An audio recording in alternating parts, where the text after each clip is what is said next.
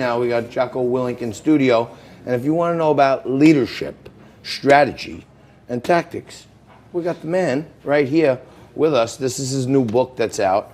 You're like a 2-time New York Times bestselling author, Wall Street Journal. And many people, we showed that little rundown of your clip there where when the guy's saying, well, I know you're going to say bad, but you're going to say good.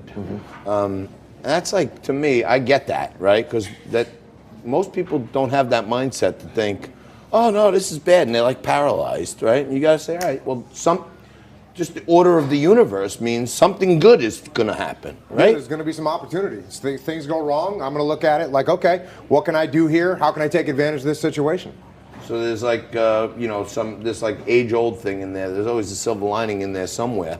You got to be willing to let your mind get past the negativity of what just happened and look for that silver lining, grab it, eat it, and use that as your motivation to keep going forward, right? You could either eat it or you could try to do something other productive with it. Well, I feel like if you consume it, it seems like you might want to drink it, is what I'm saying. Yeah, now you're talking, partner. Indeed. Indeed.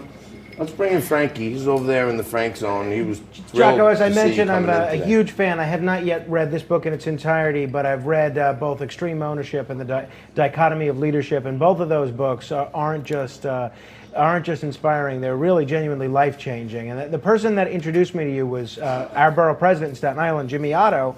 And when he said, you've got to read this book, you've got to read this book, I said, why should I read this book? He said, because it'll make you better. And the video that we just showed, Good, he actually shows that to his leadership class at Farrell High School because it's such a great message of overcoming adversity.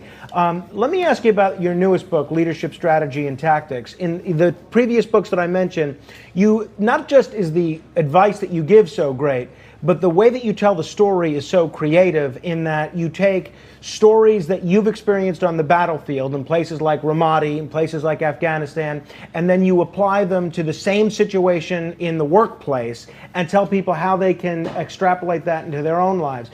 Tell me about that story, the story structure you use in this book. Do you take the same tact here?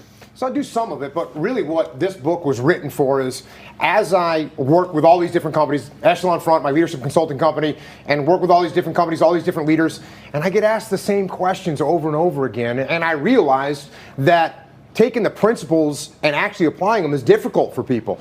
And they would ask me these questions, and I eventually said, you know what? There's tools, there's techniques, there's strategies and tactics that you can use as a leader to help you overcome challenges that you face. And so that's what this book is. You open it up, you find the problem that you're facing as a leader, and there you'll find the solution as well. And that's why I wrote this book. So this book is more like a book of tenets to keep your life. It's not like a story. It's a collection of stories that you can apply to real life experience. Exactly. Right? And I called it a field manual because in the military, if you want to know how to shoot a gun, there's a field manual on how to shoot a gun. If you want to know how to clean a gun, there's a field manual on how to clean a gun.